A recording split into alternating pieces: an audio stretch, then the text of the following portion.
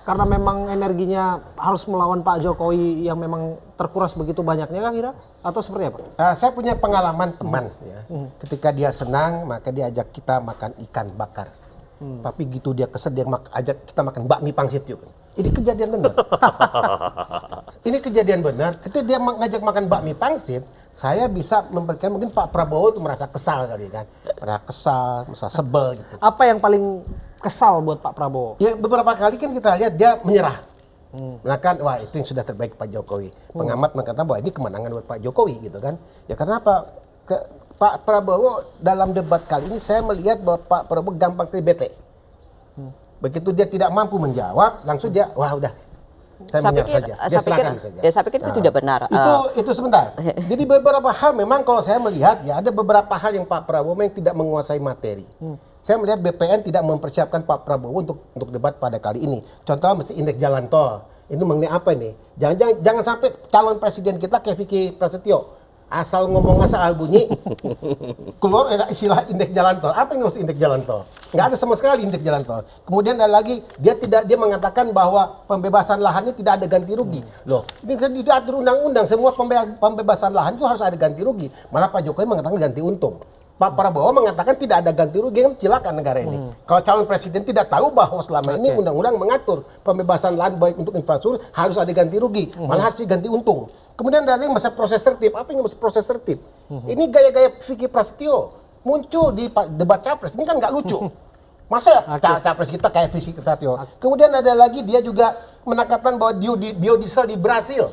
Astagfirullahaladzim. Brasil tidak memproduksi biodiesel. Bioetanol iya, tapi dia mengatakan biodiesel. Artinya Pak BPN tidak mempersiapkan Pak Prabowo. Langsung kita tanyakan kepada BPN. Pak Prabowo kita berbagi waktu. Benarkah bahwa memang Pak Prabowo tidak dipersiapkan untuk materi debat kali ini? Enggak dong. Kami hampir setiap minggu ini tim materi debat ini bertemu dengan Pak Prabowo untuk menjelaskan materi-materi yang akan kira-kira yang akan keluar pertanyaan dan kira-kira apa yang relevan. Jadi overall menurut Anda Pak Prabowo yang mencuri panggung pada malam hari ini? Ya sebetulnya begini, kalau tadi dikatakan bahwa Bang Inas mengatakan Pak Prabowo cepat menyerah. Ini begini, ini budaya yang berbeda ya. Kalau Pak Prabowo besar di luar negeri ya, saya juga lama di luar negeri.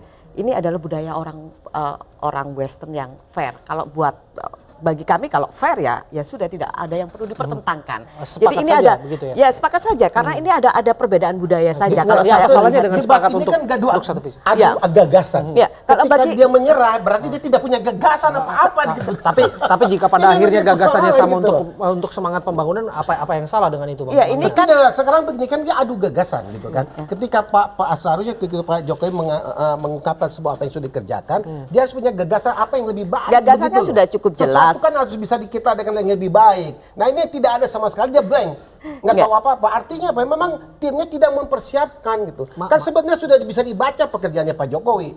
Kebijakan Pak Jokowi sudah dibaca selama ini. Nah bagaimana sekarang membuat kebijakan yang jauh lebih baik? Seharusnya begitu. Ini tidak. Langsung blank, terima saja. Oh, lebih Anda ya sudah benar, Anda sudah bukan begitu. Anda sudah benar, tapi saya punya gagasan lebih baik. Kan ada beberapa kali Pak Prabowo mengatakan itu kan. Wah, saya punya gagasan lebih baik. Tetapi beberapa segmen dia tidak bisa mengatakan itu. Kan karena blank, tidak mampu apa-apa.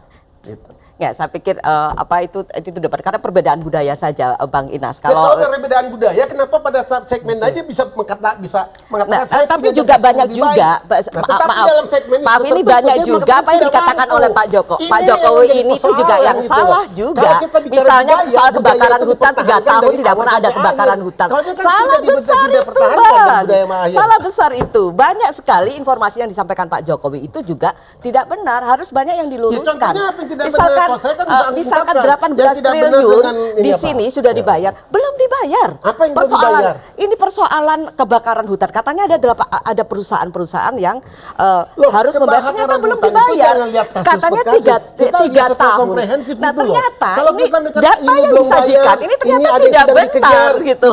Nah kalau misalkan Pak Jokowi memang menyerang secara personal, harusnya mengenai konsesi lahan, mestinya keluarga Pak Prabowo mestinya juga Pak Jokowi juga bisa harus mampu juga menebak berapa ratus ribu hektar yang dipunyai oleh jenderal-jenderal di belakang oleh Bapak-bapak ibu-ibu. Bener ya, kan? Ibu. Lebih seru, lebih seru di sini ya? pendukungnya, bukan capresnya. Kan seperti perkiraan kita ternyata. Ya soalnya ronde tambahan. Kalau ini, begini, Mas. kalau saya melihat kita harus objektif lah. Kalau pertama saya hanya mengkritik, Bu, menurut saya agak riskan ya. Ini dikatakan perbedaan budaya. Apa yang dilakukan oleh Pak Prabowo fair karena seperti gaya Western, seakan-akan budaya Indonesia ini nggak fair. Itu pertama. Yang kedua, menurut saya kita harus lihat objektif dari penguasaan materi dan data. Kalau hanya berbicara secara teknis, saya yakin Jokowi unggul dalam konteks ini. Tetapi kalau pertanyaannya efek atau dampak secara elektoral, itu yang menurut saya menarik diperbincangkan. Pertama harus diakui juga keunggulan Jokowi tetap memiliki beberapa catatan. Terkait dengan data, saya sepakat ada beberapa yang harus diluruskan, misalnya terkait dengan jagung. Itu tidak 180 ribuan angka yang sekarang diimport. Kalau tidak salah 300 ribu lebih sudah dibahas juga di beberapa media online. Kebakaran hutan juga bukan dalam level 0, tetapi harus diterima juga sebagai sebuah fakta bahwa penurunannya jauh terjadi. Jadi memang perlu ada fact check juga di situ. Tetapi ketika berbicara dampak elektoral, ini yang menarik. Katakanlah Pak Jokowi memang menang dalam penguasaan data dan teknis sehingga Pak Prabowo akhirnya mengakui dalam 6 kali paling tidak di catatan saya, Pak Prabowo mengatakan saya setuju dan sepakat. Tetapi ketika Pak Prabowo seperti kehilangan narasi atau data dalam menjawab pertanyaan Pak Jokowi, beliau masuk ke dalam bahasa orasi yang kemudian itu bisa dikategorikan berbicara di hadapan pendukungnya, bukan sedang berdebat dengan lawan. Contoh ketika berbicara mengenai penguasaan lahan, dia masuk langsung tiba-tiba ke pasal 33 UUD 45.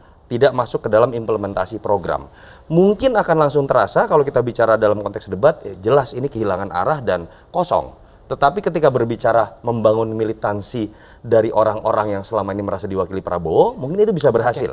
Itu yang menurut saya tidak tahu disengaja atau tidak, tetapi ada poin di situ yang berhasil dipegang oleh Prabowo juga. Terima kasih untuk waktunya, terima kasih Bang Inas sudah bergabung bersama kami. Wah, lagi seru-serunya ini padahal. Selesai nih. Baru kebakaran Kita lanjutkan nggak ini, Bang? Waktu kita terbatas. Besok harus diundang lagi nih. Lain kesempatan kita akan lanjutkan bahasan ini. Menarik untuk dan tentu saja oleh pemirsa di rumah. Tapi sekali lagi terima kasih untuk Bang Inas, Soto, dan juga Mbak Dian waktunya bersama kami dalam mengawal debat Capres 2019. Dan pemirsa, terima kasih sudah menyaksikan program ini. Saya Abraham Silaban undur diri. Terima kasih. Sampai jumpa.